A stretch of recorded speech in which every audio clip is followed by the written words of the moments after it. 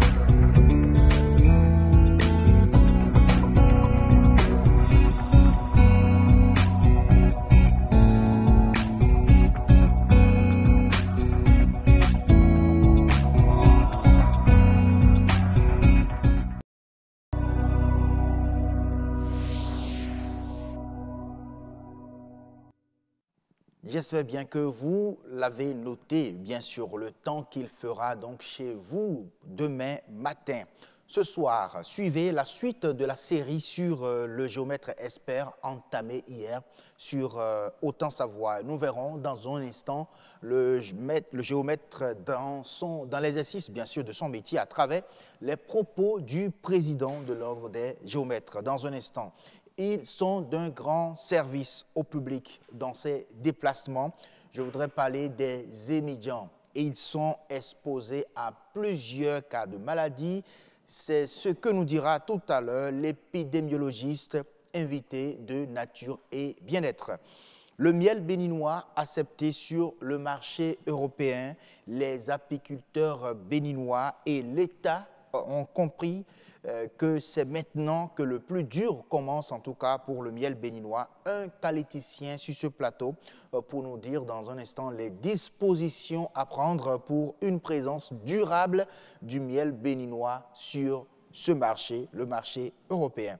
Les femmes sont toutes belles, et vous êtes tout à fait d'accord avec moi sur cela, mais quel est le coût du plus que les femmes donnent à leur beauté? On va répondre à cette question et traiter précisément le cas de la coiffure féminine. Et ça va se faire sur la rubrique beauté au pluriel. Alors, n'oubliez surtout pas que le grand rendez-vous, c'est également le journal et cette édition nous sera présentée bien sûr par Estelle Pazou, déjà en place pour nous présenter les titres. Bonsoir Estelle. Bonsoir à vous, Wassim Gaba. Alors, la pleine forme ce soir, on se retrouve tout à l'heure à 19h45, mais avant, le menu principal du 19h45, c'est quoi déjà? C'est un combat que la mer livre depuis des décennies aux côtes béninoises. Résultat des courses, l'érosion côtière garde un terrain important sur son chemin des habitations. Mais les autorités réfléchissent aux solutions idoines.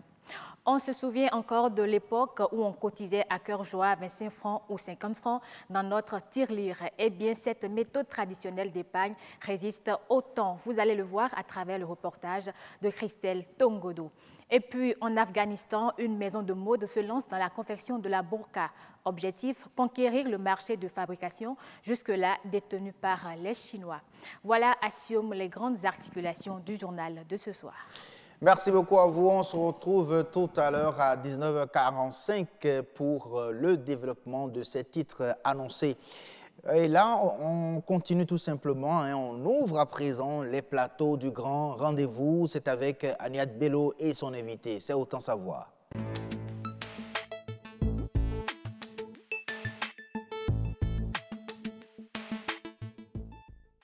Géomètre, parlons-en maintenant et suivons tout simplement le géomètre dans l'exercice de son métier. Oui, on va détailler bien sûr ce que fait en réalité le géomètre, son rôle. Et là, pour répondre à cette question, nous aurons sur le plateau tout à l'heure le président qui nous revient encore cette fois-ci avec Agnès Bello. Mais avant, suivons ce reportage.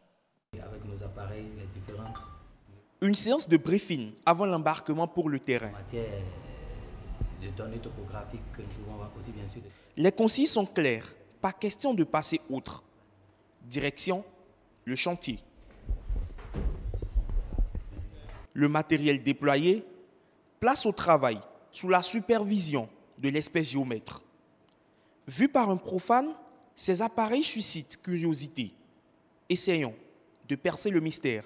Donc ici, comme j'ai dit, c'est un appareil, un niveau qui est chargé de nous décrire le relief. Ici, nous avons un théodolite électronique. Électronique parce que lui, il est chargé juste de nous donner les angles de façon électronique. Les distances, nous les mesurons. Ici, nous avons un GPS bifréquence. Et cet appareil nous aide beaucoup plus facilement à aller vite sur nos travaux et nous aide beaucoup plus facilement à ne pas trop nous fatiguer quand nous devons faire une grande superficie par exemple. Pour en arriver à déployer ces matériels en toute légitimité et réclamer le titre de géomètre, le chemin est long, très long quand on vise l'expertise. En tout, on peut dire 10 à 11 ans après le bac. Quand vous avez un bac de nos séries scientifiques, c'est ça qui est recommandé, ou bien la C ou bien la D, vous intégrez maintenant une école de topographie. Et avec votre bac, vous faites 2 années pour avoir ce que nous appelons le BTS, le brevet de technicien supérieur. Normalement, il est recommandé 3 années en plus du BTS pour sortir ingénieur géomètre. Et vous vous présentez à l'ordre des géomètres de votre pays. Et c'est l'ordre des géomètres qui vous met en stage d'expertise. Vous êtes astreint à faire 2 années d'expertise judiciaire dans un cabinet de géomètres experts déjà installé. Donc vous faites ces 2 années-là. Quand vous finissez ces 2 années, on vous inscrit au tableau de l'ordre. L'ordre donc écrit au ministère là-bas et le ministre vous donne l'agrément pour que vous exercez votre profession en votre propre nom. Mesurer des surfaces, prendre des données techniques importantes à toutes fins utiles, là se limite le champ d'action du géomètre. Mais les demandeurs n'ont pas tous le même regard sur cette corporation, des préjugés à tort ou à raison. Il n'y a pas une profession sans brebis galeuse. Il nous est recommandé, au moment même où on prête serment, il nous est rappelé un certain nombre d'obligations, un certain nombre de restrictions. Ce qui est dit par rapport à ce qu'on vole parcelle et tout ça, ce n'est pas si vrai que ça. Parce qu'une parcelle n'est pas extensible. Mais ce n'est pas si faux. Parce que je reconnais qu'il y a de nos amis, qu'il y a de nos collaborateurs qui se prêtent à ce genre de choses. Fin de partie pour cette équipe, on remballe le matériel. Cap sur un autre site, c'est le quotidien du géomètre.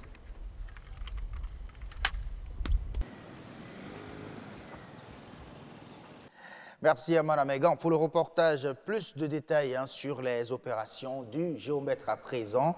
Bonsoir, M. Ogoubi. Bonsoir, monsieur le journaliste. Merci de continuer la série avec nous sur le grand rendez-vous, sur Autant Savoir précisément. Bonsoir, Agnès Bello.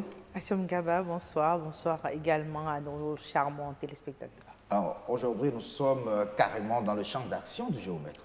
Justement, hier, nous parlions de comment se faire former pour devenir géomètre expert. Aujourd'hui, nous nous intéressons à l'exercice même du métier de géomètre expert. Nous avons, comme vous l'avez annoncé, sur ce plateau, Arcadius Romuald Ogoubi. Nous rappelons qu'il est le président de l'Ordre des experts géomètres au Bénin. Merci à vous. Bonsoir. Comment vous allez? Très bien. C'est un plaisir de vous retrouver sur ce plateau. Donc, déjà, la première question, comment définirez-vous le métier de géomètre expert? Merci, monsieur et madame la journaliste. C'est heureux que je sois encore dans vos murs une seconde fois. Et cela ne fait que, de par vos activités, rehausser l'image de notre corporation. Bon, par rapport à la question qui m'est posée, qu'est-ce que c'est qu'un géomètre expert, n'est-ce pas? Un géomètre expert, c'est d'abord un délégataire de service public. C'est le professionnel qui a double culture, une culture juridique qui lui donne droit d'être un géomètre expert foncier, et une culture technique qui lui fait mettre des mesures. Alors, c'est un technicien qui identifie, délimite, mesure, fait l'évaluation des biens de propriété immobilière publique comme privée, n'est-ce pas, bâti comme non bâti, tant sur la surface de la terre qu'en sous-sol. Non, mais on oublie souvent cette partie de sous-sol-là. On va revenir sur cet aspect parce que moi, je veux bien savoir qu'est-ce que le géomètre expert fait dans le sous-sol. Il intervient dans les mines. Et c'est un acteur principal aussi dans l'enrichissement des biens fonds, n'est-ce pas, des propriétés immobilières et les droits qui y sont attachés. D'accord. Maintenant, à quoi le géomètre expert fait-il appel dans l'exercice de ses fonctions? Le géomètre expert, dans l'exercice de ses fonctions, vous voulez parler de la qualité? Oui, justement, à quoi il fait appel? Est-ce que c'est beaucoup de matériel? Est-ce que c'est au niveau technique, les collaborateurs avec qui vous travaillez? Comment est-ce que se déroule justement l'exercice de ce métier? À quoi vous faites appel véritablement? Le géomètre expert, d'abord, c'est la qualité d'abord de sa formation, n'est-ce pas? La qualité de ses collaborateurs et la qualité des matériels qu'il utilise pour accomplir sa tâche. Au-delà de ça, il y a aussi l'éthique et la morale.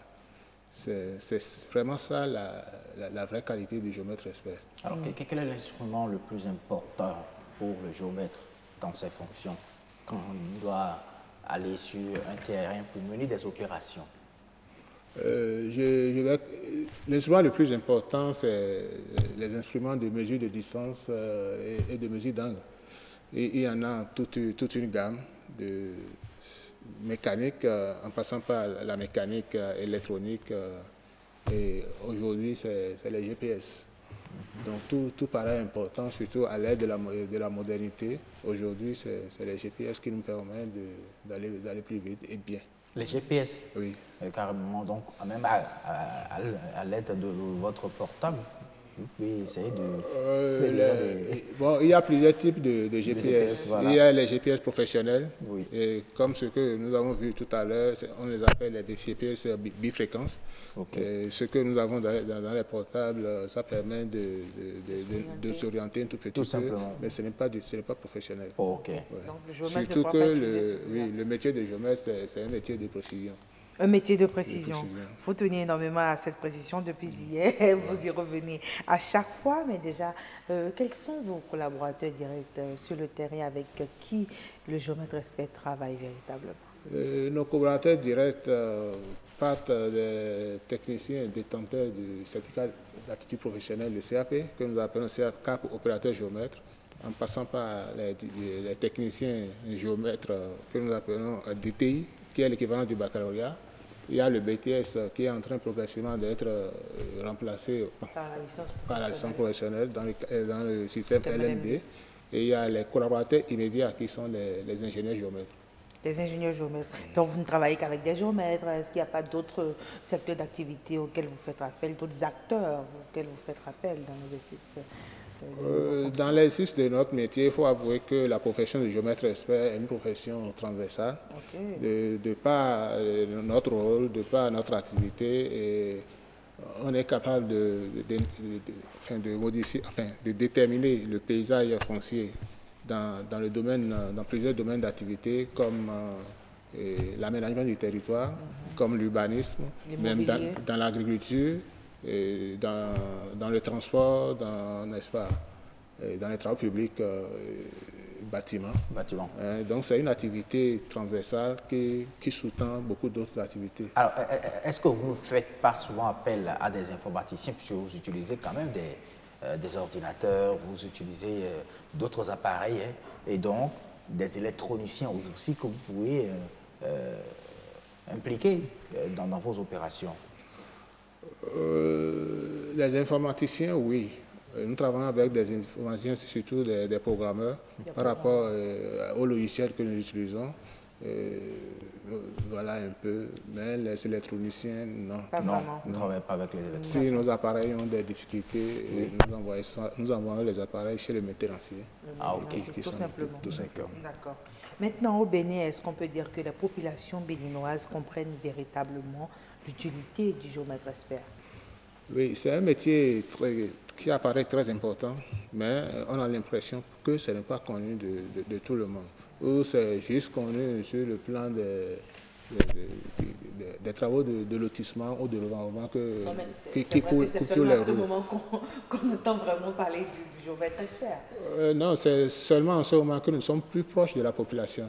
Sinon, dans les activités que j'ai mis de citer, n'est-ce pas, quand on parle d'aménagement du territoire, de l'urbanisme, de l'agriculture, ça se fait pas au contact des populations. Des mines et autres, on est plus en contact avec le pouvoir public. D'accord. Maintenant, justement, hein, il faut dire, ça a été relevé dans le reportage, il y a quand même une certaine méfiance que les populations ont vis-à-vis de cette corporation. Cette méfiance serait due à quoi? Cette méfiance, s'il y en a, ce serait dû à une mauvaise communication. Il faut avouer que les géomètres sont plus dans leur milieu, on communique peu. Et je crois que vous nous donnez l'opportunité de s'adresser à cette population. Et les gens ne comprennent pas toujours ce que les géomètres font. Et ils ont parfois des résistances à aller voir les géomètres dans les cabinets. Moi, je me rappelle, j'ai eu la chance de recevoir certaines personnalités qui me disaient que il n'a jamais compris les géomètres experts dans un sens, parce que se disait que c'est un monument, alors que c'est des gens qui sont mis à votre disposition, aux dispositions de la population, rien que pour les servir. Justement, parlons de ces services-là que vous offrez aux populations. À quel moment, véritablement, il faut faire appel aux géomètres experts? Dès que vous voulez parler de la propriété foncière, n'est-ce pas, il faut forcément faire appel à un géomètre expert. C'est lui déjà même le premier à contacter, même avant le notaire. Parce que si vous allez vers le notaire, c'est vrai, vous aurez un acte sécurisé, certifié, sécurisé, mais en réalité, il ne peut pas avoir d'acte sécurisé sans avoir recensé les terres. Donc la première personne qui peut vous donner des conseils en matière de propriété, en ce qui concerne la propriété foncière, c'est d'abord le géomètre. Il faut quand même dire que le foncier est très cher, hein, au cœur des populations béninoises, mais on ne sait pas réellement quel rôle le géomètre expert joue dans ce processus-là au niveau de l'acquisition d'une terre ou d'une propriété foncière ou d'une autre. Est-ce qu'il y a un coût, il y a des formalités particulières avant de s'adresser au géomètre expert? Non, il n'y a pas de formalité particulière, c'est d'identifier ce géomètre expert, n'est-ce pas, et de s'adresser à lui, de poser son problème. Tous les problèmes qui sont posés ne sont pas nécessairement rémunérés. Le géomètre, c'est d'abord un assistant, un conseil, n'est-ce pas, du pouvoir public. Les conseils sont gratuits au moins. Oui, il y a des conseils qui sont gratuits, et nous accompagnons aussi en matière de conseils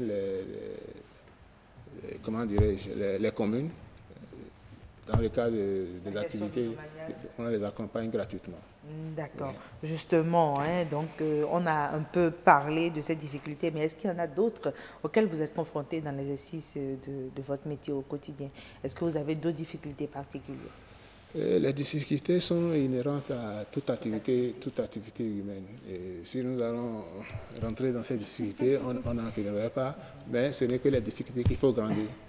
Parce que toutes les fois, quand vous êtes devant une difficulté, il faut chercher à se lever. Pour pouvoir la contourner, voilà. Pour pouvoir évoluer. Et maintenant, si c'est vrai, hein, le temps qui nous est imparti est totalement terminé. Peut-être un message de 30 secondes à l'endroit des populations qui nous écoutent. Un message de 30 minutes, 30 secondes. Ce n'est pas seulement à l'endroit de la population, c'est à l'endroit du pouvoir public aussi, de savoir que les jeunes sont là pour les accompagner. D'accord. Rien que ça. Merci. Mesdames et messieurs, j'espère que vous en savez davantage sur le métier de géomètre expert. Demain, nous vous emmenons justement à la découverte de l'ordre des géomètres experts. Ce sera toujours avec le président de l'ordre. Merci à vous de demeurer fidèle à ce programme. Merci beaucoup pour cette série sur le géomètre expert. Annette Bello, on se retrouve très très prochainement. Alors, la suite du grand rendez-vous, vous le savez, on va retrouver notre expert, oui, l'expert de ce grand rendez-vous. Il est un qualiticien.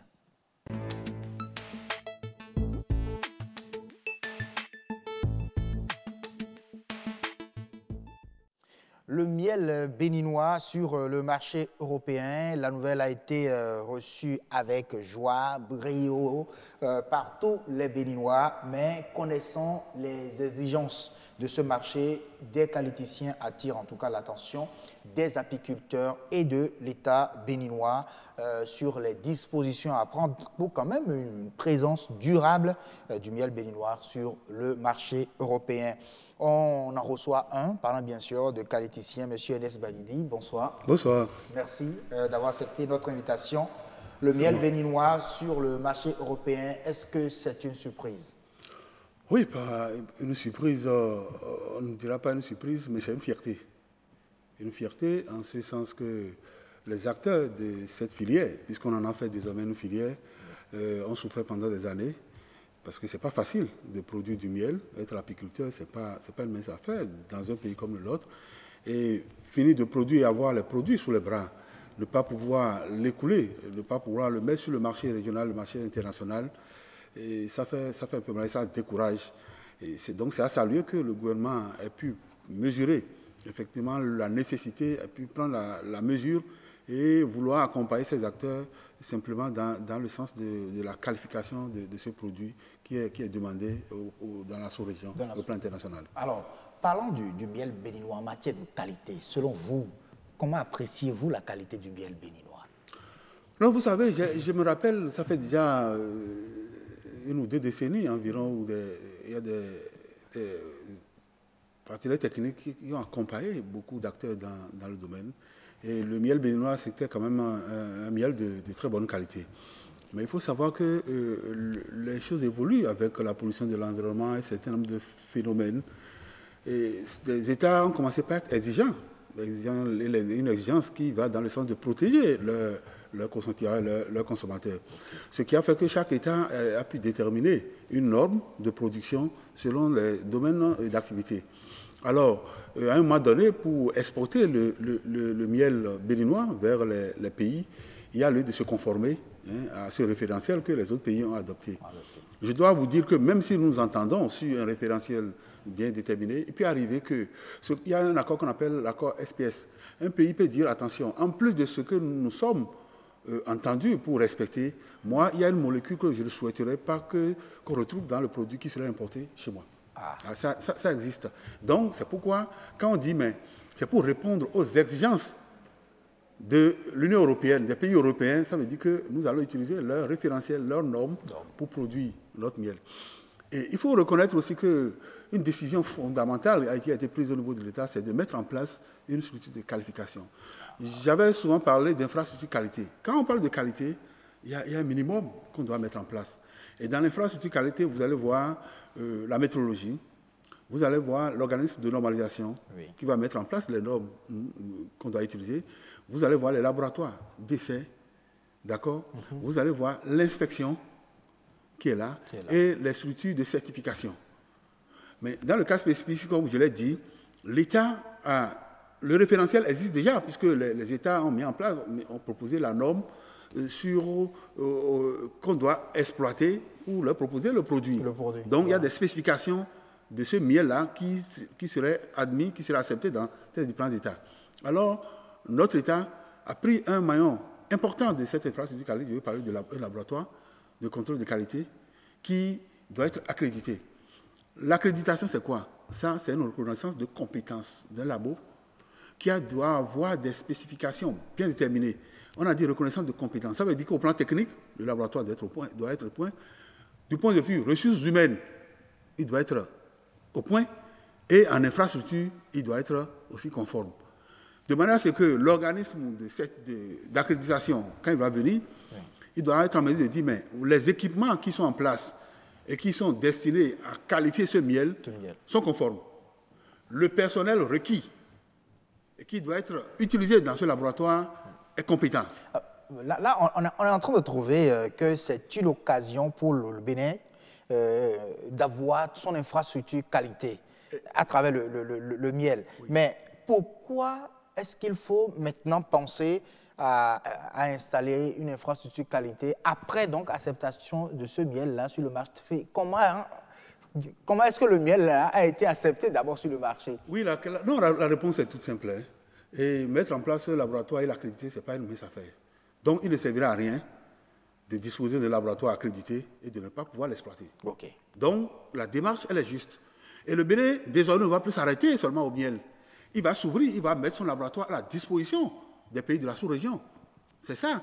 Et aujourd'hui, il y a un organisme sous-régional qui est en train de s'installer, la SOAC, le système ouest-africain d'accréditation, qui se chargera d'accréditer les laboratoires et les organismes d'inspection. D'accord? Oui. Pourquoi? Parce qu'ils se sont dit, il ne sert à rien de multiplier aussi les laboratoires de contrôle de qualité dans la sous-région. Le Bénin peut être outillé à qualifier des produits bien déterminés. Okay. Le Niger, le Togo, vice-versa, de manière à ce que nous allons pouvoir faire tourner ces laboratoires-là selon notre demande de compétences. Sinon, les laboratoires seront installés, on va investir dedans. Ça ne va vraiment pas donner. Alors que la durée de vie de l'accréditation, c'est 5 ans seulement. Si après 5 ans, on vient vous évaluer, vous n'êtes pas conforme, votre accréditation tombe.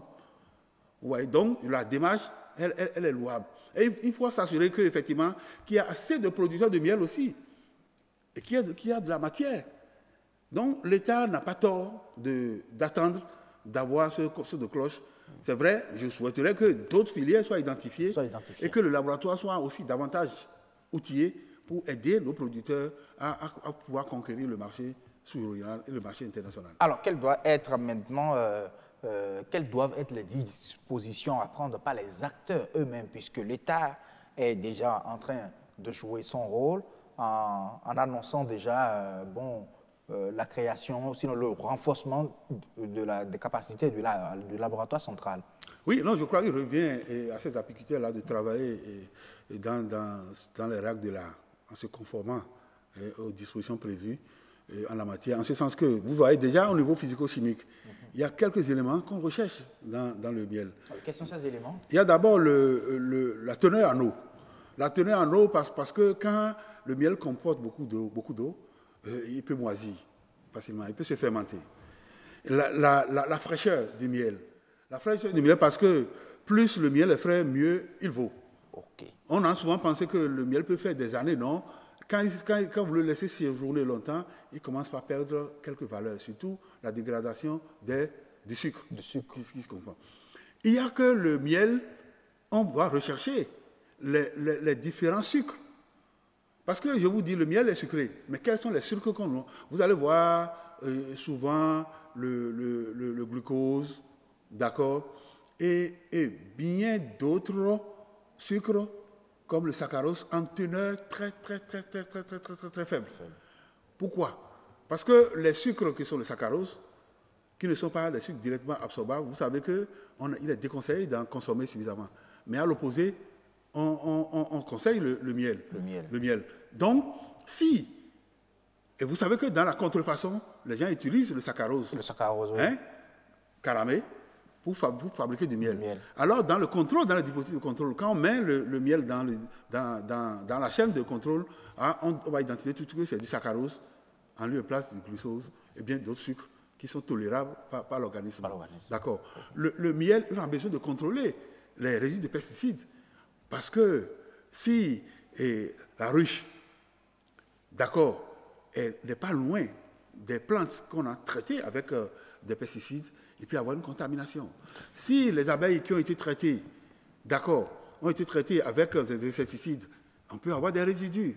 S'il y a des antibiotiques qui ont été utilisés, on peut avoir des antibiotiques. Donc, on doit être sûr que ces résidus-là ne sont pas en un taux élevé avant que les autres ne puissent les exploiter. Donc, quand on aurait fait les premiers contrôles, on aurait constaté que dans la chaîne de production, il y a eu ces genres, effectivement, d'anomalies. Ça permettra à l'apiculteur de redimensionner son système de contrôle pour avoir un miel de qualité à la fin. Alors, dans ce sens, il y a encore un travail de délimitation des zones de production du miel à faire donc, au Bénin. Non, en principe, oui. En principe, oui. Et puis, comme je l'ai dit, je n'ai même pas tout cité, en matière d'apport nutritionnel, il y a bien d'autres éléments qu'on doit retrouver dans le miel.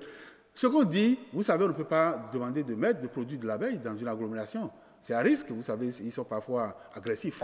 Donc, mais même en restant dans les superficies cultivables, on peut essayer de ceinturer la zone pour éviter seulement les contaminations. Mais il y a des gens qui sont formés et qui savent comment accompagner ces apiculteurs-là pour qu'ils respectent les normes. Et vous savez, ne pas les respecter, ça ne donne pas de la valeur au produit. Et si vous ne donnez pas de la valeur à votre produit, il ne pourra pas être exporté. Et si on en fait une filière, c'est qu'il faut que les acteurs vivent de la filière et que l'État aussi, en retour, puisse avoir une valeur ajoutée par rapport à l'économie. Donc l'exportation n'est pas gratuite. Donc c'est pourquoi il dit c'est bien vu que de vouloir prendre cette disposition et d'amener d'autres à rentrer dans la filière, parce que je ne crois pas que nos apiculteurs soient en mesure d'approvisionner suffisamment le marché qui les attend. Alors, un grand marché d'ailleurs, parlant bien sûr du marché européen, mais l'éternel problème que nous avons aussi au Bénin en matière de production agroalimentaire, c'est les emballages. Pour conserver. Oui, ça, nos produits. C'est un gros problème. Même du point de vue même esthétique. Il faut que les gens comprennent que quand vous présentez votre emballage, vous le présentez bien. Quand vous le renseignez bien, parce que quand je parle d'esthétique, c'est aussi ça. Il faut le renseigner suffisamment. Il faut utiliser l'emballage adéquat, l'emballage indiqué. Je ne peux pas être dans l'agroalimentaire et utiliser ce qu'on est en train d'utiliser aujourd'hui. Il y a des emballages destinés à l'agroalimentaire. Et là, ça nous épargne de tout ce qu'on observe aujourd'hui en utilisant les emballages en plastique. Vous savez que c'est ça que tout le monde utilise. Oui. Et des produits alimentaires, quelle que soit la variation de la température, c'est carrément déconseillé. Même les eaux en sachet. Il faut changer d'approche. Donc les gens doivent faire l'effort d'aller commander des emballages qui sont destinés à l'agroalimentaire et les présenter correctement pour que ça puisse attirer le consommateur. Et deuxième chose, il faut les renseigner. La date de production, la date de péremption, les produits qu'on a utilisés pour composer, l'adresse du fabricant, le pays d'origine, celui qui se charge de la distribution et les valeurs nutritionnelles. Toutes ces informations-là doivent se retrouver sur l'emballage. Et pourquoi pas le code barre qui nous permet de tracer le produit et savoir d'où est-ce qu'il vient. Ouais. Donc, je crois que c'est des informations, on doit beaucoup jouer sur ces détails-là. Mais je suis d'accord qu'aujourd'hui, il n'y a pas encore beaucoup de structures en place qui pourront aider ces opérateurs économiques à fabriquer des emballages. Mais à partir du moment où une loi a été prise pour interdire l'utilisation des emballages en plastique, il y a lieu que les gens se conforment simplement.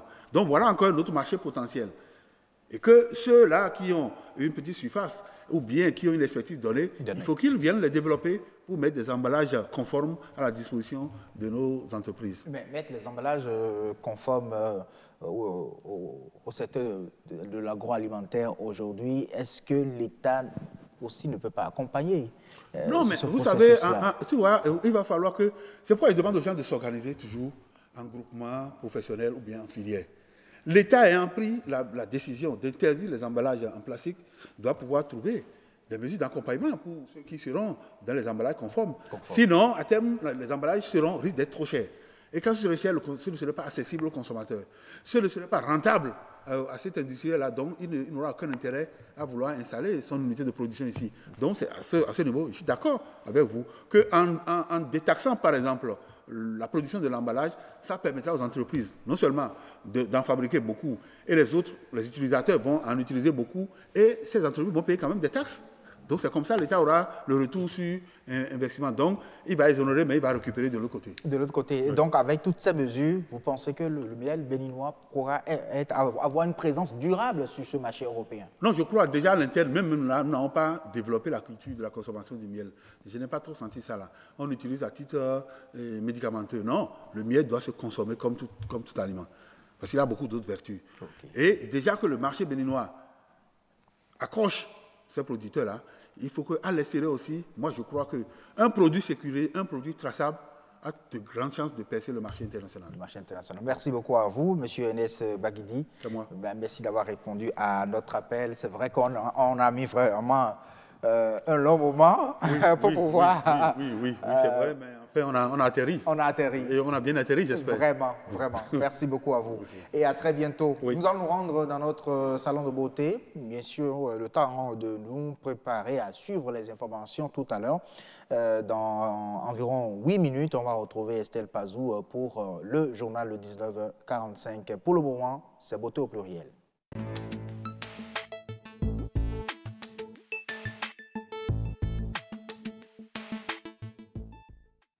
Beauté au pluriel, aujourd'hui, nous parlons de la beauté féminine, bien évidemment. C'est vrai, toutes les femmes, elles sont belles, mais on se pose la question de savoir le plus que les femmes donnent à leur beauté, quel en est le coût en réalité, qu'est-ce qu'elles payent. Est-ce que la beauté est liée au budget, aux moyens financiers? On va répondre à la question tout à l'heure en traitant précisément le cas de la coiffure. Le reportage pour illustrer le sujet. À ras, court ou long, l'on ne pourrait parler de beauté féminine sans évoquer les cheveux. Son entretien fait partie intégrante du rituel de beauté. La plupart des femmes sont prêtes à dépenser des sommes exorbitantes pour se faire belle. Bon, je pense que moi, personnellement, je suis prête à dépenser 20 000 si c'est les tresses, c'est-à-dire des tresses bien longues, mèches, tout, coiffure. Mais si c'est naturel, c'est un budget jusqu'à 30 à 40, pourquoi pas 50. Avec les closures, tu te retrouves à 70 000, pourquoi pas. Juste pour se faire belle. La coiffure valorise la femme et la rend jolie. Je crois que je peux dépenser à partir de 8 000 francs. Je fais les cheveux une fois par mois au plus, pour ne pas trop les abîmer. Et je peux aller jusqu'à... Le budget que je prévois, ça varie entre 10 et 15 000 francs. Au plus. Pour faire une coiffure, ça dépend de ce qu'elle veut avoir sur la tête. Si c'est des brésiliennes ou un truc, des humaines, au moins 100 000 pour lui faire plaisir. Coiffure sur la tête d'une femme, moi j'aime bien. Et ça sort le visage de la femme. Donc je suis prêt à aller jusqu'à 100 000 francs pour sa coiffure, pourquoi pas. Après l'étape des mèches, c'est ensuite le salon de coiffure. Là encore, le prix de chaque coiffure dépend de la mèche et de sa qualité. Il y a plusieurs types de coiffures. Nous avons les tresses, les tissages. Ceci, le tout fourni peut revenir à 15 000 francs. On doit acheter la mèche et ensuite tresser.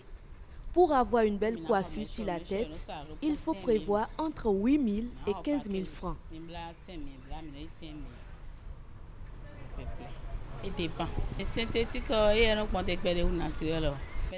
Les mèches synthétiques sont abordables. 1 500 ou 3 500 francs CFA suffisent pour leur coiffure. Par contre, avec les mèches naturelles, c'est beaucoup plus cher. C'est de 5 000 francs à 10 000 francs CFA la main-d'œuvre. Les clientes viennent toujours car la coiffure est très importante pour la femme avant les habits, même avec la morosité économique.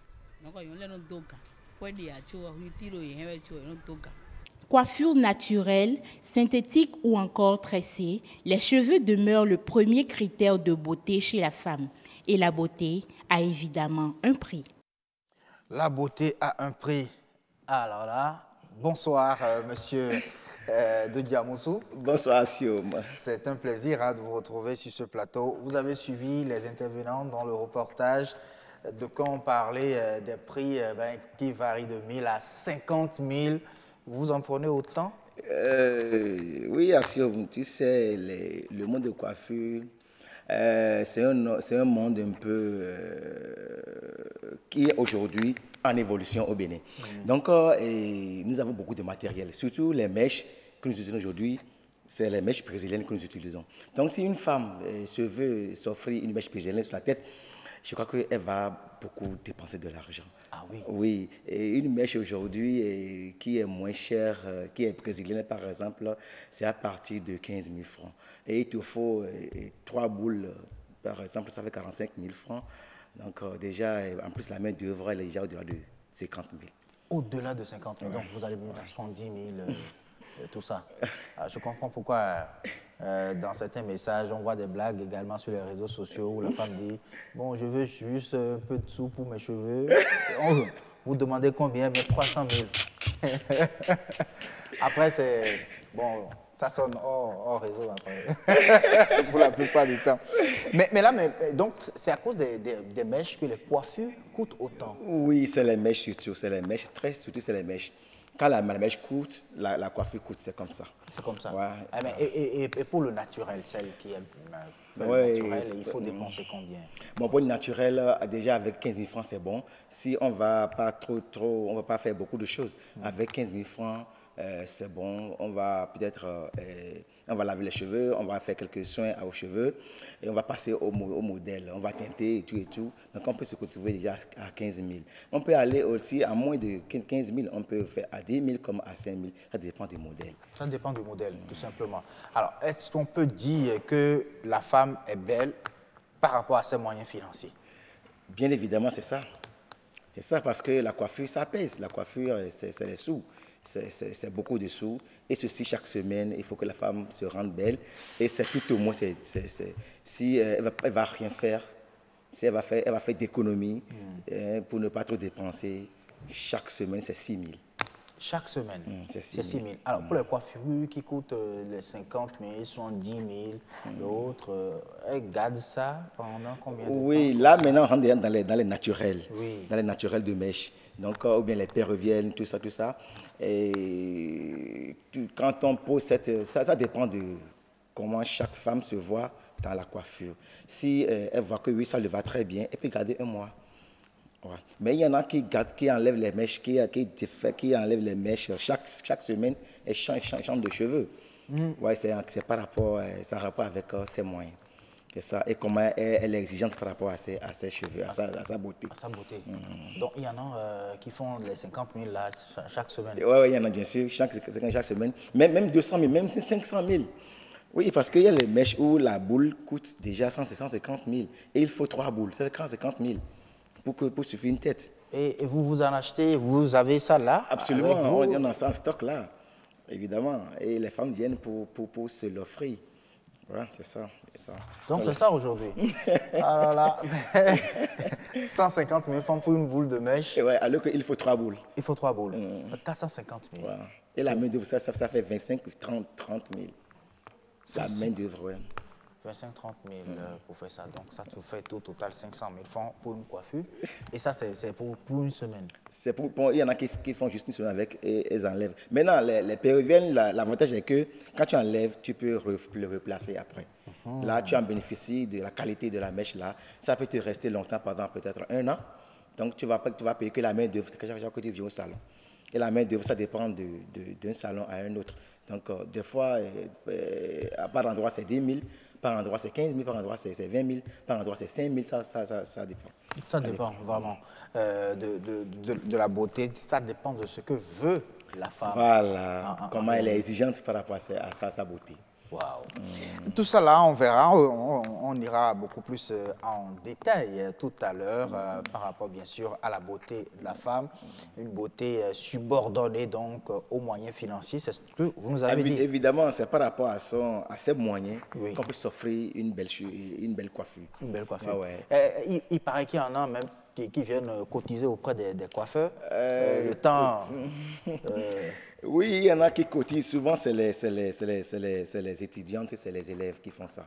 Ouais, et tu n'envoies pas mauvais money. Tu prends d'abord 5 000, tu prends encore 3 000, tu prends 10 000. Ça fait quand je viens la semaine prochaine pour faire un cheveu.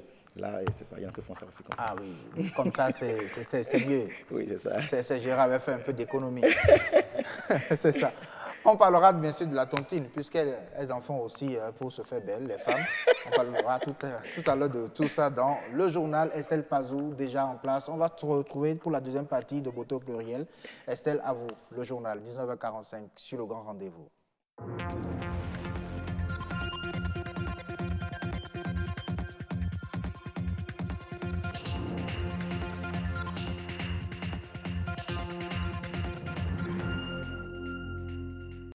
Un plaisir de vous retrouver pour les informations. Bonsoir à tous et bienvenue. La mer avance dangereusement et menace les côtes béninoises. Au nombre des dégâts, l'érosion qui gagne de plus en plus du terrain. Mais des actions sont menées pour contrer le phénomène.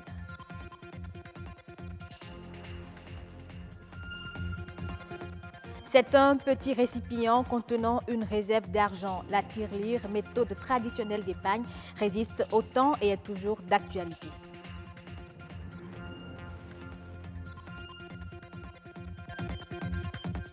Et puis, en Afghanistan, une maison de mode s'est lancée dans la fabrication des soies et des broderies à base du textile local. Objectif, confectionner la burqa et reprendre progressivement le marché aux Chinois.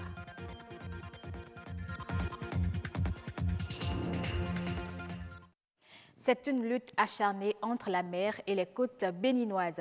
L'océan Atlantique ne démord pas et menace de disparition la zone côtière béninoise. Le constat sur place est sans appel. L'érosion côtière gagne du terrain et cause bien d'autres dégâts matériels. Plusieurs actions sont menées sur le terrain pour freiner l'avancée de la mer. Mathieu Sokrenou et Marcel Betoro sont descendus sur le terrain. Voici leur reportage. Une zone résidentielle qui forçait l'admiration avec ses villas construites le long de la plage d'Akpakpa. La zone des ambassades offrait l'image d'un beau site touristique. Mais sous l'effet de l'érosion côtière, plusieurs de ces belles habitations sont emportées par les vagues de l'océan Atlantique. Tristesse et désolation ont gagné le cœur de ces habitants qui restent impuissants face à la furie des eaux. Ça a commencé depuis à peu près, disons, 17 ans.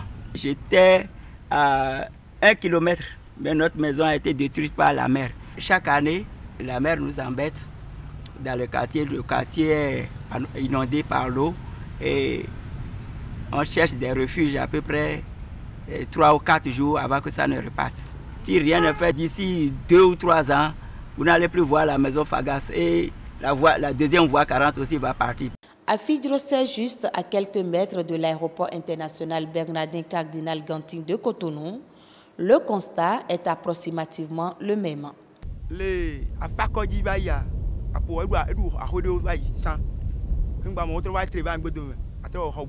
Ici au quartier Afakodji, la mer a déjà englouti plusieurs maisons. Certains riverains ont acheté des parcelles en ville et se sont installés. D'autres y sont encore. La seule chose à faire pour reculer la mer est de mettre des épis comme à Akpakpa, sans quoi dans quelques années, même la route des pêches en construction disparaîtra.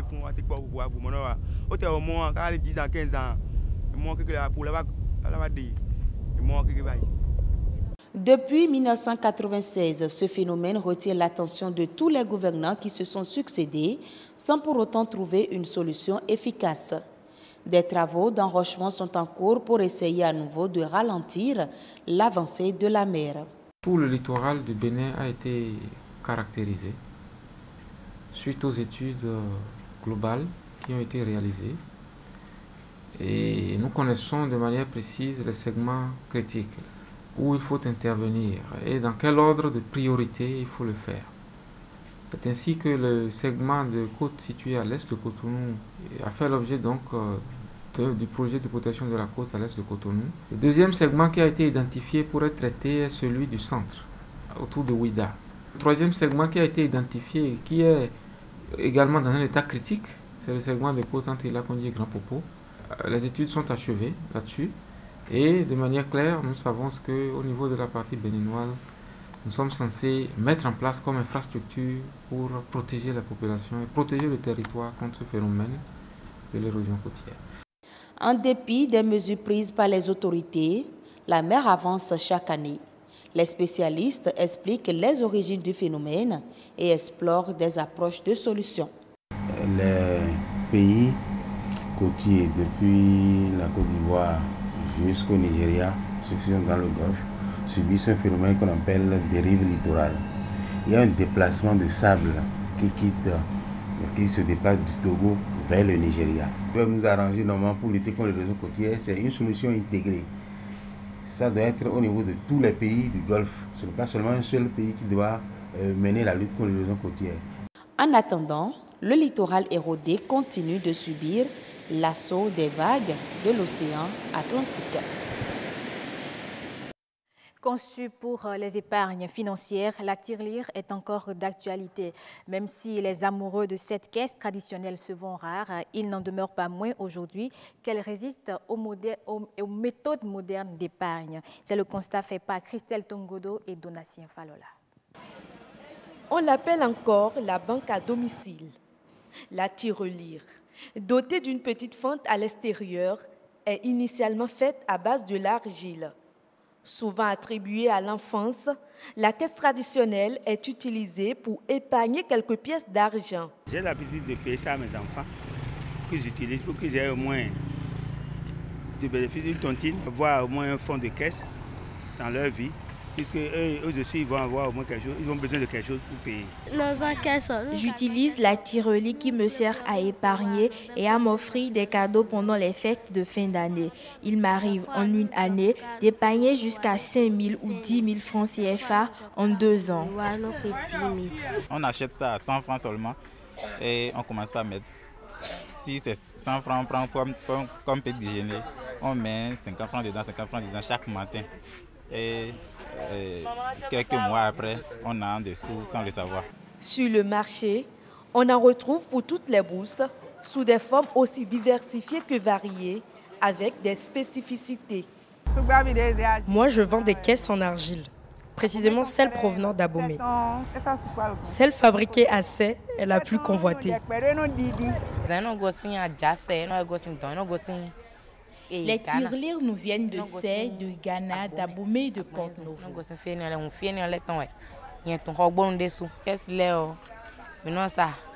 Les prix varient entre 50 et 500 francs l'unité.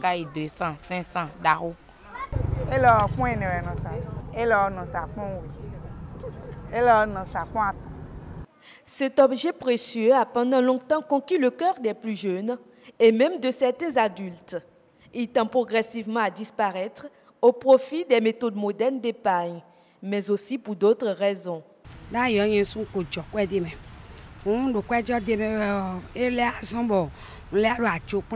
tirelire pousse mes enfants à dérober de l'argent.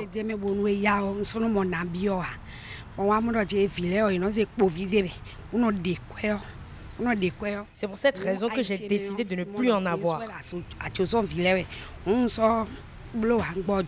Quand on a grandi, on préfère les tontines à grosse somme, et les épargnes sur les comptes bancaires, et on a dû laisser ça. Malgré toutes ces nombreuses méthodes modernes, la tirelire résiste toujours au temps.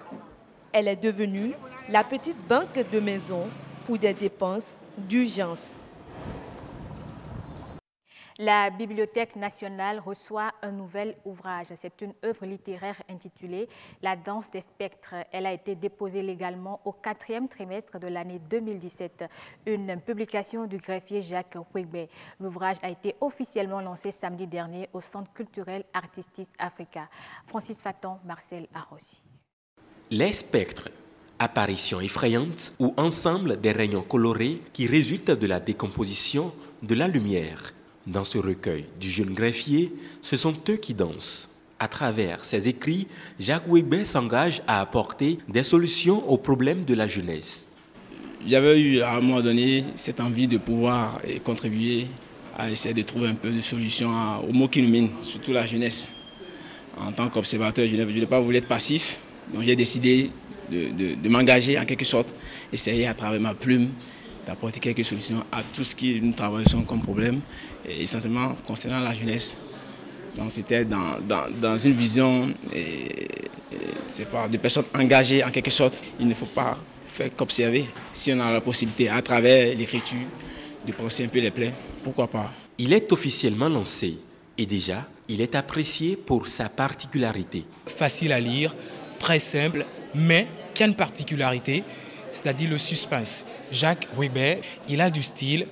Non seulement il est greffier, il est également amateur du cinéma et de la peinture. Je dirais qu'il a concordé toutes ses qualités pour pouvoir nous pondre ce recueil qu'on a. C'est un recueil qui aborde tous les problèmes de la société. Pour vite et bien faire passer son message, l'amateur du cinéma et de la peinture a préféré le recueil de nouvelles au roman. Le recueil de nouvelles est plus digeste pour les gens à lire.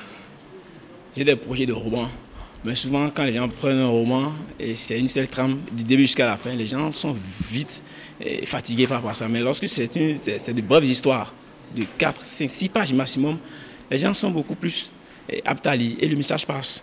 La danse des spectres, désormais disponible sur le marché littéraire, s'étend sur 134 pages pour 9 titres. La Banque mondiale a approuvé un financement d'un montant total de 275 milliards de francs CFA en faveur de l'Égypte. Ceci afin de soutenir les réformes liées à l'accès à une éducation de qualité basée sur les technologies numériques.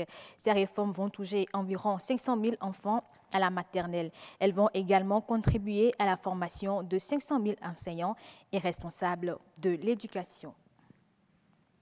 En 2017, l'Afrique a concentré 50% du montant total des financements de l'Agence française de développement. L'opérateur français d'aide publique au développement y a engagé 5,2 milliards d'euros, soit 3 380 milliards de francs CFA. Une enveloppe en hausse de 15% par rapport à 2016. Au total, 752 projets ont été financés. L'AFD entend désormais mettre un accent sur la lutte contre le changement climatique et ses conséquences. La burqa, cette tenue vestimentaire essentiellement portée par les femmes en Afghanistan, est une grosse production de l'industrie chinoise. C'est un style qui révèle l'identité des Afghanes et des femmes musulmanes en général. Pour conserver leur identité culturelle en Afghanistan, une maison de mode s'est désormais lancée dans la fabrication des soies et des broderies à base du textile local. Reportage.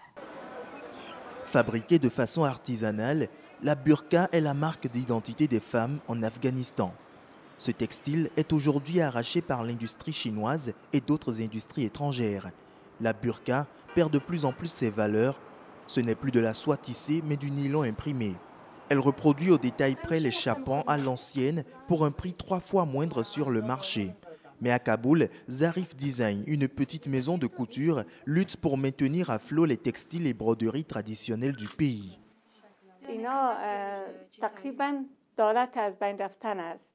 Cette tradition va bientôt disparaître et si nous et d'autres qui travaillons dans ce domaine ne la protégeons pas, cela va disparaître de ce pays. Je pense que l'Afghanistan traverse une période où le pays cherche son identité culturelle et emprunte aux autres pays, d'où les gens sont venus en tant que réfugiés, où ils ont habité un moment et ils ramènent tout ce qu'ils avaient l'habitude de porter. Pour maintenir le savoir-faire, Zarif Design invente d'autres produits pour utiliser la soie. Il y a par exemple les ornements sur les vestes et les manteaux. Depuis 2006, Zarif Design fabrique ses soies et ses cotons souvent tissés à domicile sur de vieux métiers de 30 cm de large. On a des hommes et des femmes qui travaillent ensemble sans problème. Zarif Design a une atmosphère de travail très relaxe et les familles des femmes ne les empêchent pas de venir et elles se sentent aussi en sécurité ici. Cette maison de couture crée également de l'emploi et participe à l'économie du pays. Avant, 80% de la matière première provenait du marché local. Aujourd'hui, 80% arrivent de l'étranger. L'objectif de Zarif Design est de créer à partir des matériaux locaux des vêtements qui puissent se porter à l'extérieur ou au bureau, une façon de conserver l'identité culturelle de leur pays. Et ce sera tout pour cette édition. Merci de l'avoir suivi. À très bientôt. Merci beaucoup à vous, Estelle Pazou, pour la présentation du journal. Mais ne partez pas encore, Estelle. Restez là, je vais vous poser juste une question. Mais combien êtes-vous prête donc à dépenser pour avoir une belle coiffure, vous? Ça dépend de l'occasion. Pour juste venir au boulot, maximum 15 000, ça va. Voilà. OK. Merci beaucoup en tout cas pour la réponse. Je continue la discussion avec Dodi Amoussou sur le plateau. Vous l'avez suivi, 15 000 pour juste maximum pour le travail. C'est raisonnable? C'est bien sûr raisonnable. Pour s'offrir une coiffure juste pour le boulot, avec 15 000, elle est impeccable. Ouais. Elle est impeccable. Ah oui. Comme la coiffure avec laquelle elle a présenté le journal tout à l'heure. Évidemment, ça peut aller à 15 000 francs. Ça dépend du coût de la mèche et puis le coût de la main-d'œuvre. De la main-d'œuvre aussi. Merci beaucoup à vous. Alors, quelles sont les catégories de femmes qui dépensent le plus dans leur coiffure? Dans la coiffure, les femmes qui dépensent plus, ce sont les jeunes filles. Ce sont les jeunes filles qui, n'est-ce pas, qui ont beaucoup de prétendants. Donc, elles arrivent à s'offrir facilement des coiffures plus chères. Plus chères. Ah ouais. Les jeunes filles, hein? Les jeunes filles, bon, on suppose que c'est ça. Donc, elles ont très souvent... Tu comprends? Non, mais je comprends rien, moi. Donc, c'est les jeunes filles. En plus de ça, il y a aussi les femmes qui travaillent. Okay. Oui, les femmes qui travaillent aussi. Elles ont les moyens. Elles ont les moyens justement pour s'offrir des coiffures sur la tête. Tout simplement. Alors, est-ce qu'il n'existe pas de techniques ou des moyens ou des dispositions à prendre pour permettre quand même aux femmes d'avoir accès à de belles coiffures, bon, avec des moyens vraiment acceptables? Oui. Pour avoir des moyens, pour trouver des moyens pour que les coiffures soient... Les coûts soient bas afin que la majorité des femmes puissent s'offrir des belles coiffures. Je crois qu'il faut... les produits souvent nous viennent de l'étranger, ce qu'on utilise. Donc, du coup, ça devient cher les matériels à utiliser. Et ça qui entraîne la hausse des prix au niveau de la coiffure. Donc, je crois que si les importateurs qui nous amènent les matériels peut-être peuvent réduire les prix, je crois qu'eux aussi ils vont indexer l'État ils vont indexer la douane. Donc tout ça là sont rentrés en action pour rehausser le prix de la coiffure. Donc, je crois que si les matériels peuvent nous revenir un peu plus moins chers, on pourra les faire également moins chers à nos clientèles. Donc ça ne dépend pas de vous, c'est pas parce que vous, coiffeurs, vous voulez gagner beaucoup d'argent que ça coûte cher autant. Non, pas nécessairement cela. Mais là, il y a aussi autre facteur qui est, on peut également peut-être, quand quelqu'un veut se faire une coiffure brésilienne, une mèche brésilienne par exemple qui coûte aussi cher, par exemple une mèche qui coûte 30 000 francs, une boule, et qu'elle veut se l'offrir, il faut 3 boules pour suffire une tête. On peut peut-être trouver une mèche plus moins chère, qui coûte 15 ou 10 000, qui vont remplacer les 2 boules restantes quand on va prendre une boule de brésilienne qui coûte 30 000 francs, on va chercher alors autre boule de 10 000 ou bien de 15 000 pour en changer dedans. Voilà, et maintenant on prend la mèche plus chère et mettre ça au-dessus, en haut, pour donner la bonne image. Donc comme ça peut le revenir un peu plus moins cher. Donc il y a des femmes justement qui pratiquent la stratégie là pour avoir la belle coiffure mais à un coût bas. À un coût bas. Et quand vous voyez... Oui, déjà ça donne l'impression que c'est la coiffure de 200, de 300, de 400 000, mais c'est pas ça. C'est pas ça en réalité. Donc il y a des techniques pour permettre aux femmes d'avoir... Il y a aussi un truc qu'on appelle closure qui est aujourd'hui, et ça se pose en haut là, et ça vient donner ça vient faire la finition des cheveux. Donc c'est ça qui est l'aspect qu'on voit tout de suite sur la tête de la femme. Dans la closure, la coûte plus cher très souvent. Donc on peut payer cette closure par exemple, avoir haute mèche en bas, prendre la closure là qui est chère, mettre en haut et tomber dessus pour donner le modèle. L'aspect est encore impeccable. Très bien. Pour les femmes qui en connaissent le secret, procèdent de la manière là. De cette manière-là, donc elles ne sont pas obligées de dépenser jusqu'à 500 000 et tout ça. Voilà, elles peuvent donc trouver des techniques pour dépenser moins. C'est ça. Parce qu'il n'y a pas que la coiffure qui rend la femme belle aussi. Voilà. Il y a aussi peut-être les fards, les jaunes à joues et tout ça qu'il faut acheter. Et la tenue surtout. Voilà, la tenue les femmes tiennent beaucoup à ça. Et donc, il faut leur permettre d'avoir des moyens pour compléter la coiffure. Plus la coiffure seule, ça ne rend pas belle aussi. Mais merci beaucoup à vous, de Diamoussou, pour toutes ces informations. Et donc, il faut quand même pour une coiffure qui coûte aussi cher, des techniques pour entretenir ça. Est-ce que vous pouvez en donner à nos téléspectatrices? Oui, il faut des techniques pour entretenir une coiffure qui est chère. Bien évidemment, quand on finit de dépenser une énorme somme d'argent pour sa coiffure, il faut pouvoir l'entretenir également. Oui. Et il y a des mèches justement qui sont lavables. On peut les laver. Donc, tu peux garder pendant peut-être 2 semaines, ou du moins 3 semaines, du moins 1 mois même. Revenir, on va laver correctement les cheveux avec la mèche. peigner, redonne encore un très bel aspect et tu continues avec la coiffure là. Mais très souvent, pour les femmes il y a des femmes qui aiment tout le temps changer de visage, de tête, de cheveux. Donc à celles-là, celles-là n'aiment pas la méthode dont je vais parler maintenant. Okay. Puisque une coiffure, on peut garder 3 mois par exemple. Par exemple, en Europe, on garde les coiffures plus longtemps, 4 mois, 6 mois, parce que la chaleur n'est pas là-bas. Ici, il y a la chaleur. Maintenant, si tu veux garder une coiffure longtemps sur ta tête, il faut que chaque 2 semaines, tu essayes de laver la coiffure là. Si les mèches ou bien les cheveux que tu as fait sont lavables. Donc, il y a des mèches qui sont lavables, oui. Il y en a qui ne le sont pas du tout. Oui, c'est ça. Et donc, dans ce cas-là, il faut donc préférer les mèches lavables, puisque c'est beaucoup plus économique. C'est vrai que c'est cher, mais c'est...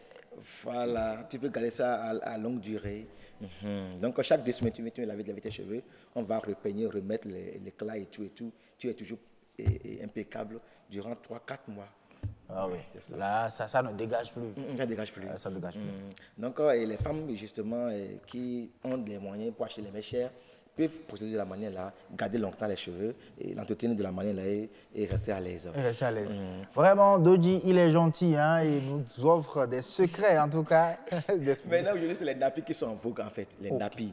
C'est-à-dire les cheveux naturels afro. Donc, il y a beaucoup de modèles qui encadrent ce genre de modèle-là. Donc, les nappies, il y a des modèles de nappies qu'on fait, ça peut garder 1 mois, ça peut garder 2 mois, ça peut garder 3 mois.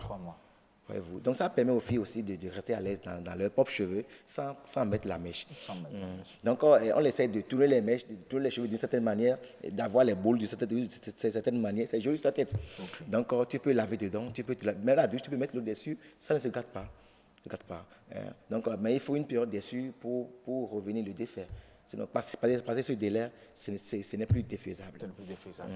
Merci beaucoup, Dodji Amoussou. Je rappelle que vous êtes coiffeur. Avec vous, on a eu donc à parler de la coiffure, le coût de la coiffure pour les femmes.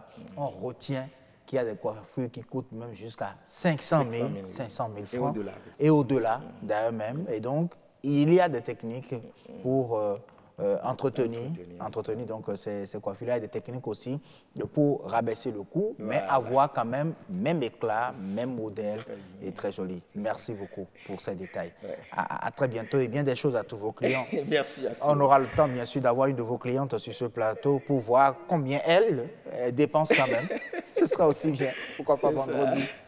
À très bientôt, Dodji. Merci. Vous restez avec nous le temps qu'on retrouve dans un instant l'épidémiologiste pour parler bien sûr de la santé des émigrants. Ah oui, ils sont exposés vraiment à de très graves maladies. On en parle sur Nature et Bien-être.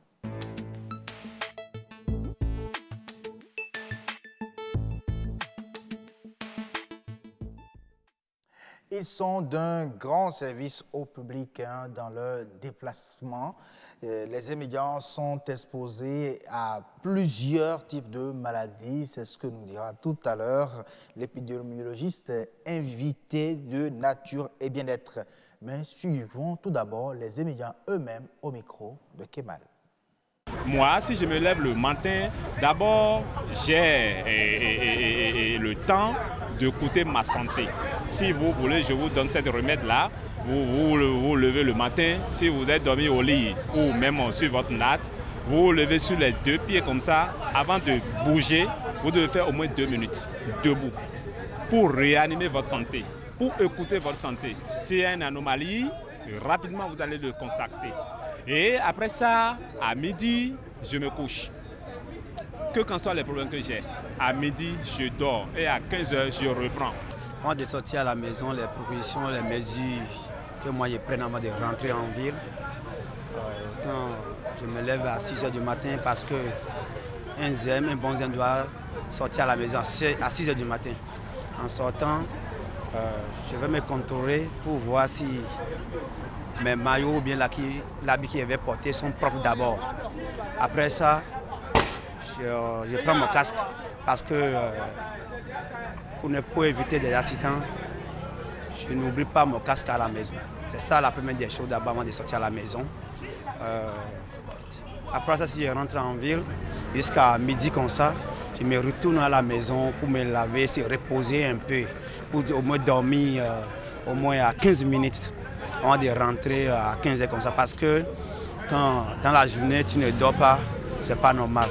En dormant aussi, c'est un médicament pour la santé aussi. Jusqu'au soir, à 19 heures, je suis encore à la maison.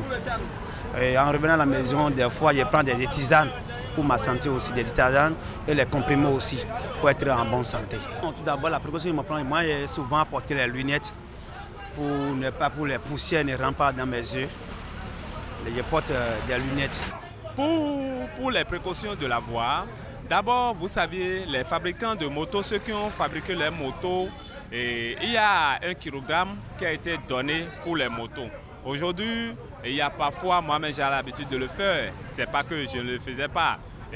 Afin de prendre les 2 personnes derrière, c'est pas bien. Parce que vous voyez, c'est que les amortisseurs des motos qui sont venus chez nous en Afrique, que qu'en soit cette moto, les amortisseurs sont fabriqués pour 1 kilo donné. Si vous dépassez les kilos, supposons que vous prenez 2 personnes, déjà vous avez dépassé les kilos, là vous avez problème de colonne verticale.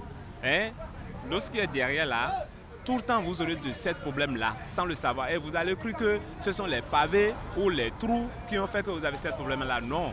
Souvent, je vois les IM prendre 3 ciments, 4 ciments. Si vous prenez 3 ciments, ça fait déjà 150 tonnes. Non, mais quand même, c'est grave. Je ne prends pas 2 personnes, moi. Non. Parce que le blanc n'a pas fabriqué la moto pour transporter 2 personnes. Déjà, quand tu transportes 2 personnes, vous êtes déjà dans l'insécurité. Moi, je ne prends jamais 2 personnes. Si je sors parfois à 7 h de chez moi, déjà à midi, c'est une pause. Et après 15 h, je continue. À 20 h, je suis à la maison. Donc, si je calcule, c'est à peine 3 h fois 2. 3 h. Et 3 h encore d'écart. Et je reprends. Parce que rouler toute une journée, c'est grave pour la santé. C'est pas bien pour notre santé. Donc, je vais profiter de votre micro pour inviter tous les amis ZIM. Et il est vrai, nous avons tout un problème et c'est ça qui a fait que nous sommes dans ZIM. Mais je les invite à beaucoup écouter les santé et à vous suivre. Merci à vous, Kemala Ruissou, pour ce Vox Pop. Docteur Achille Metaou, bonsoir. Oui, bonsoir. Je rappelle, vous êtes urgentiste, épidémiologiste et spécialiste des maladies tropicales. Avec vous, nous allons parler bien sûr des EM. J'imagine que vous recevez souvent ces étudiants dans votre cabinet. Et quels sont souvent en fait les diagnostics que vous faites? Bon, vous voyez, c'est des amis dont nous avons besoin et qui sont sous le soleil, sous la pluie et tout le temps.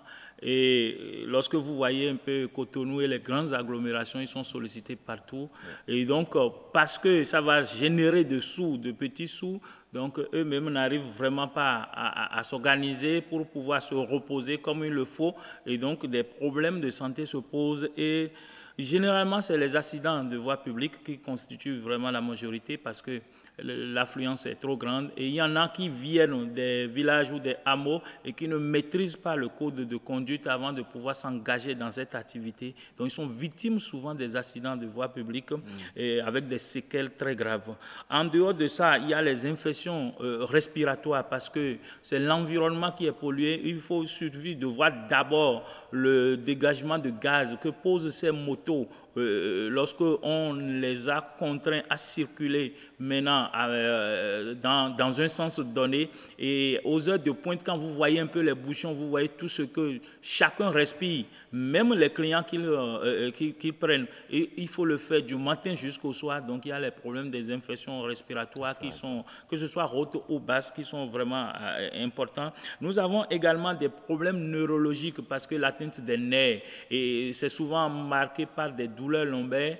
Et ceci parce que d'abord, l'état de nos voies, parce qu'il faut être à moto tout le temps. Vous savez, c'est des gens qui prennent des clients pour aller les déposer loin. faire le retour en cherchant d'autres clients, repartir. Donc, en réalité, si on calcule, si on arrive à faire le chronométrage, c'est des centaines de kilomètres par jour. Et lorsque les artères de circulation ne sont pas bien profilées, donc les gens tombent dans des trous, dans des problèmes, ou bien circuler sur les pavés. Vous voyez un peu, même à moto, en tant que citoyen, pour aller au service, vous voyez si vous devez prendre les pavés tous les matins, par rapport à celui qui doit le faire pendant beaucoup de temps. Donc, ils ont des problèmes neurologiques, des problèmes des nerfs, qui peuvent même amener à des paralysies précoces. Et nous avons également...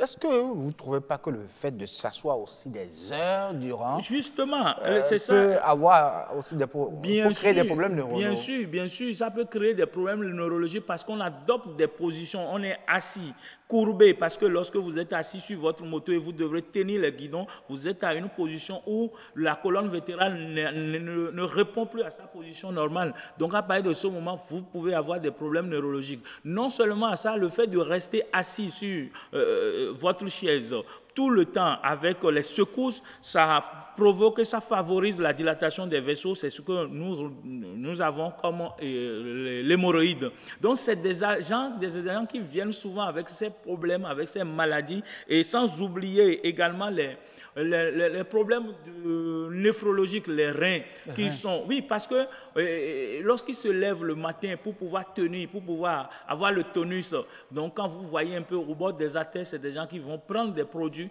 des médicaments pour pouvoir tenir dans le temps. Ces médicaments sont pris à base avec des tisanes, et ce mélange qui est fait n'est pas testé, et ça va détruire progressivement le rein, et c'est des gens qui ont souvent de ces affections chroniques. Il ne faut pas oublier les problèmes des yeux, parce que j'ai dit c'est l'environnement, on prend de l'air sec avec la poussière, et c'est des gens qui viennent souvent avec des problèmes, là ça coule, ou bien ça brûle au niveau de l'œil, et il faut pouvoir chercher à les mettre, sans oublier le stress dans lequel ils sont tout le temps. Il y en a qui viennent, et qui ne savent même pas de quoi ils souffrent, parce qu'ils sont tout le temps stressés. Il y en a qui, ce n'est pas leur propre moto, c'est des motos confiées avec les systèmes de braquage, où il faut aller dans des quartiers la nuit, où on va arracher la moto, donc ils sont stressants, et ça peut déclencher l'ulcère. Voilà autant de maladies dont ils peuvent souffrir, ceux qui s'adonnent à cette activité. Vous les avez suivis tout à l'heure à travers le Vospop. Que dites-vous de leurs mesures de protection? Non, je crois que ce n'est pas pour les décourager, mais ils sont complètement hors de ce qu'il faut faire. Parce que lorsque on me dit chaque matin, on se lève, on se tient debout pendant quelques minutes pour réanimer sa santé, je crois pour voir en réalité s'il a un problème. S'il y a un problème, si on peut tenir dans la journée. Non, ce n'est pas ça. Tout d'abord, le problème est d'abord de se dire, cette activité que je mène là, est-ce que je peux la mener est-ce qu'on peut travailler toute une journée, toute une nuit? Non. Donc, il faut pouvoir s'organiser. Si le législateur a compris qu'il faut travailler 8 heures par jour et qu'à travers ces 8 heures-là, on a reparti, on a mis un temps de repos, il faut pouvoir le faire. C'est pourquoi ceux qui se disent, qui se donnent de repos, c'est bien. Mais on se donne de repos où? Aller sous nos échangeurs, sous nos passerelles pour aller voir. On garde la moto et on se couche sur ça. Quel est ce repos qu'on peut avoir alors qu'on est stressé? Parce que tu peux tomber. Ou bien parce que quelqu'un peut venir te pousser et arracher la moto. Ce n'est pas un repos. Parce que le cerveau est en travail en permanence. Parce que c'est une heure où on pense qu'il n'y aura pas beaucoup de clients. Et donc on s'arrête en guettant 15h ou 14h30 où les clients vont se multiplier encore. Donc ce n'est pas un repos. Si des gens veulent vraiment se reposer, qu'ils aillent à la maison, encore qu'il faut avoir un chez, parce que c'est une activité où beaucoup à Cotonou n'ont pas de domicile fixe. À partir de ce moment, ils travaillent jusqu'à une heure donnée et le temps de sommeil qui devrait être au moins minimum 6 heures sur les 24 heures, ce temps n'est pas respecté. Ce n'est plus du travail. Donc c'est carrément de la souffrance. C'est carrément de la souffrance. Mais le problème, c'est que nous sommes dans un système, dans un monde où tout le monde pense qu'il faut venir en ville pour travailler, pour pouvoir avoir de l'argent. Donc on a déserté les villages, on a laissé les travaux champêtres, on a laissé l'élevage, on a laissé tout ce qu'il faut ou qui peut procurer de l'argent. Et lorsqu'on vient maintenant dans les grandes villes, on s'en rend compte qu'il n'y a pas autre débouché. Donc on prend sa moto et puis on se lance dedans. Donc c'est ça un peu le problème. Et donc c'est important de pouvoir se reposer.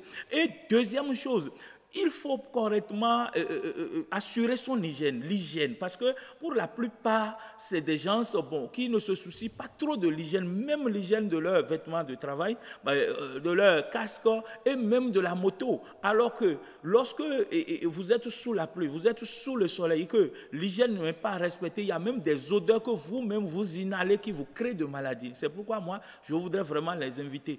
Ce qu'il faut faire, comme je l'ai dit, il faut respecter son temps de travail. Oui. Mais lorsqu'on se lève le matin, la première des choses, lorsqu'on veut avoir une bonne santé, il faut faire ce que nous appelons la cure d'eau.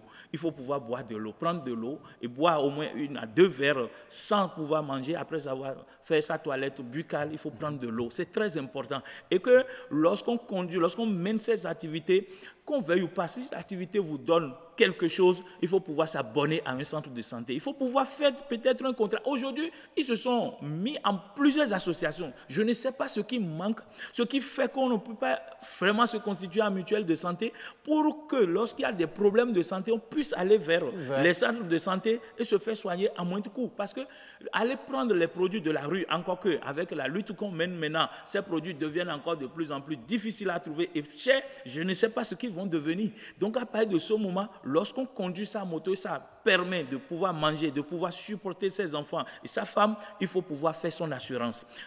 Et c'est le moment aussi de demander à tous ceux qui nous gouvernent, à tous ceux qui nous gèrent, même au niveau des mairies, localement, on peut réorganiser cette profession. Parce que c'est une profession qui s'est imposée à nous. Aujourd'hui, on ne peut pas les disparaître. On ne peut pas dire que le Zémidian va disparaître. C'est parti du Bénin et dans toute l'Afrique aujourd'hui, vous allez voir qu'ils sont là pour aider. Mais il faut pouvoir les organiser, il faut pouvoir les assister sur le plan social pour les remettre en groupe et pour qu'ils puissent être assurés, pour qu'ils puissent aller se faire soigner là où il le faut. Parce qu'il y en a, lorsque vous voyez tout le temps, lorsqu'ils sont au lit et qu'il n'y a plus rien, ce n'est pas bien et cette activité n'amène pas au bon port. Et mieux, quand vous voyez, c'est des personnes âgées, il y en a des personnes âgées pour des difficultés sociales, sont obligées de prendre leur moto et de se mettre dans. Mais cette personne, à cet âge-là, sa concentration au niveau du cerveau ne peut plus tenir.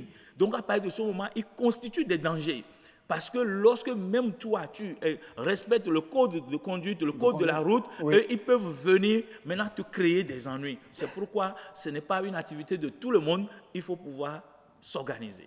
Merci beaucoup à vous, Dr Achille Metaou. Vous avez analysé le métier des Zémidians et proposé également des mesures de sécurité. On n'a plus rien d'autre à dire en plus.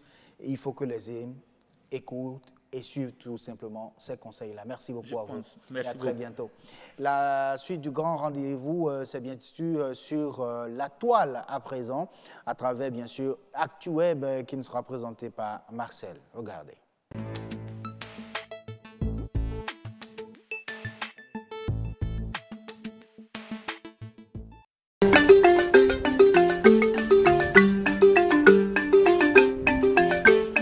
Amis du web, bienvenue.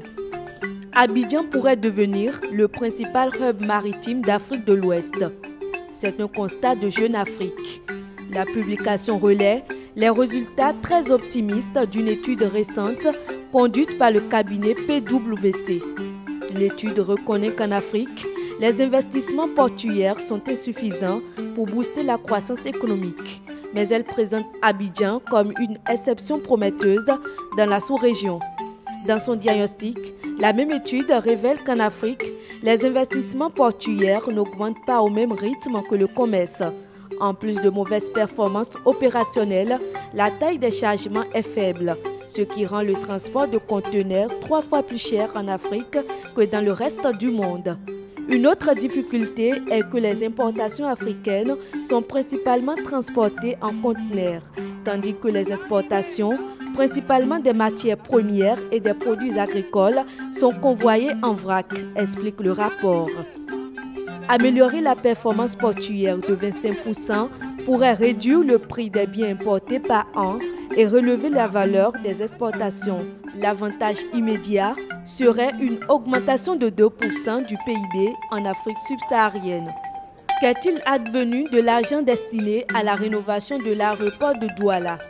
Le site d'information en ligne Africa News s'interroge. Suite à un audit réalisé récemment, l'Organisation de l'aviation civile internationale, OACI, recommande la fermeture de l'aéroport international de Douala.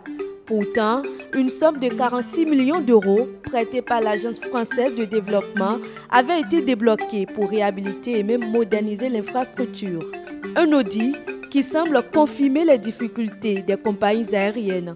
Dans une lettre adressée le 5 février dernier au directeur général des aéroports du Cameroun, les 15 entreprises membres de la Airline Operators Committee ont dénoncé l'état de délabrement très avancé de l'ouvrage. Si on exclut quelques parties du cheminement des passagers, le bâtiment est d'une saleté repoussante. Peinture défraîchie, murs décrépits, toilettes infréquentables, faux plafonds sales ou manquants, travaux d'aménagement abandonnés, huisseries fatiguées, branchements électriques ou informatiques incohérents au circuit inconnu. Les détails sont déconcertants. Des plaintes auxquelles le ministère camerounais des Transports a répondu en promettant des moyens conséquents qui devraient être mobilisés pour réaliser des travaux à long terme. La presse évoque des soupçons de détournement de plusieurs milliards de francs CFA dans la gestion de ce projet. Une autre information à présent, cette fois-ci en Zambie. Un acteur zambien de Black Panther pris dans un scandale sexuel. Petite tache noire sur le succès mirobolant du film Black Panther. Un de ses acteurs est pris dans la tourmente d'un scandale sexuel dans son pays d'origine. Passé l'heure de la reconnaissance et de la fierté nationale pour Patrick Chumba Mutukwa, l'acteur d'origine zambienne qui a campé le rôle d'un guerrier de la tribu Border dans le film Marvel Black Panther, est aujourd'hui la cible d'internautes après que des photos et des vidéos intimes de lui ont fuité sur la toile. Sur les images controversées qui auraient été divulguées par un maître chanteur, Chumba apparaît dans des poses suggestives, en sous-vêtements ou dans son plus simple appareil, laissant émerger des rumeurs d'homosexualité. Mais à en croire sa chargée de communication, Patrick Chumba Mutukwa n'a jamais été un acteur de film pornographique gay, comme voudraient le faire croire certains. Si elle atteste de l'authenticité des photos et vidéos, elle souligne plutôt que les scènes auraient été tournées pour la petite amie de l'acteur en 2014.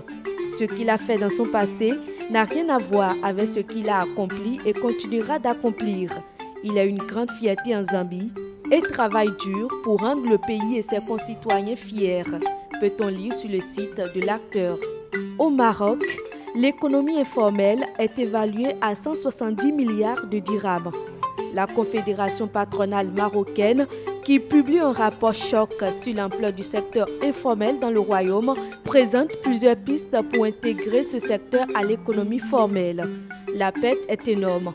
20% du PIB hors agriculture, 10% des importations formelles, 40 milliards de dirhams de manque à gagner pour l'État, 2,4 milliards d'emplois. L'informel pèse lourd, très lourd dans l'économie du royaume.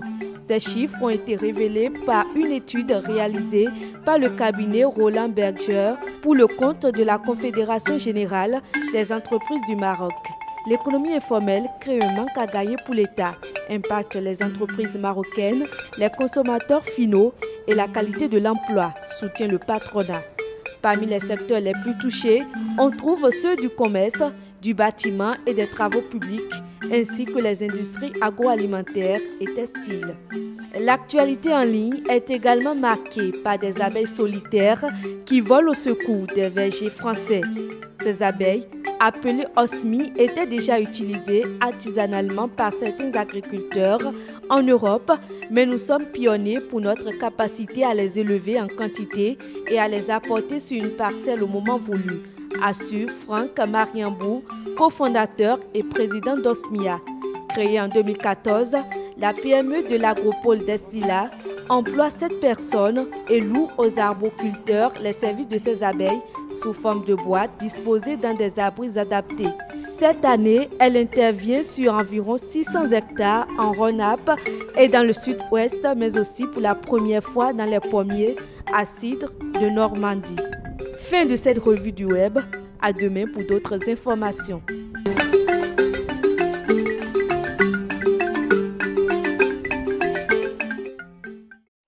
Merci beaucoup à vous. C'était plutôt Christelle Tongodo qui nous a présenté, bien sûr, l'actu web. Aujourd'hui, on va peut-être la retrouver demain ou peut-être Marcel, je ne sais pas encore. Ils vont décider tout simplement et nous retrouver demain sur la toile pour d'autres actualités. Le grand rendez-vous, coup d'œil sur la météo pour une seconde fois.